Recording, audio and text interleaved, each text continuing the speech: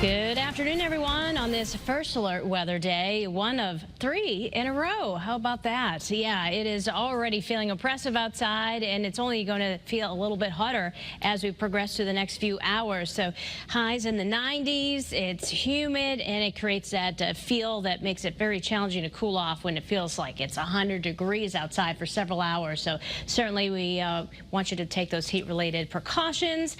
And in terms of the air quality, not the greatest for sensitive groups, and that would include Fairfield, New Haven, and Middlesex counties until 11 o'clock. Another reason you might want to just kind of hang tight inside, especially, for a longer duration of time. 86 right now in New Haven. A little bit of haze out there, a little bit of high cloudiness, no big deal. 86 degrees there. And live in Torrington, we're seeing just a few scattered clouds mixed in with that blue sky that's not a very royal blue. You can tell that we have a lot of, moisture content in the air. Wind flow coming up from the south and west. It's already 91 degrees Windsor Locks, 90 in Hartford. The cool spot, once again, is Groton at 80. So far, we've gone up to 91 today. We'll likely see that number go higher, but nonetheless, the heat wave continues. Remember, we just need 3 consecutive days with highs of 90 or warmer. We're on day 2 of the 3rd heat wave of the year. So the breeze, at least it's present out there, helps a little bit.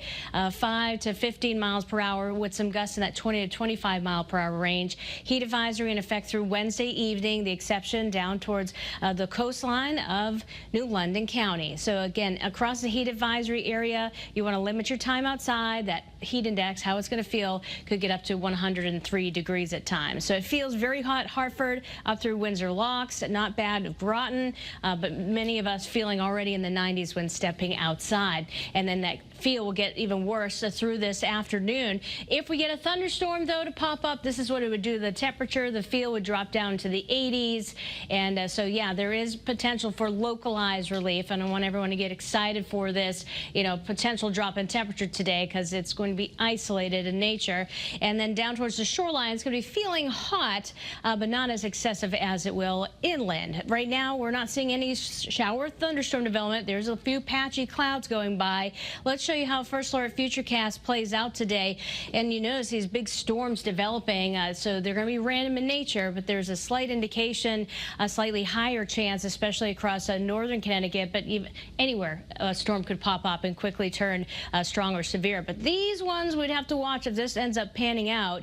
There's a marginal risk for excessive rainfall with these thunderstorms that develop. That's 8 o'clock across our northern and northeastern corner, and then another little chance for some rain as we head into late tonight. So again, an isolated strong storm can't be ruled out this afternoon, early evening. Wind would be the primary threat, of course. You get a storm that produces a lot of rainfall in a short period of time.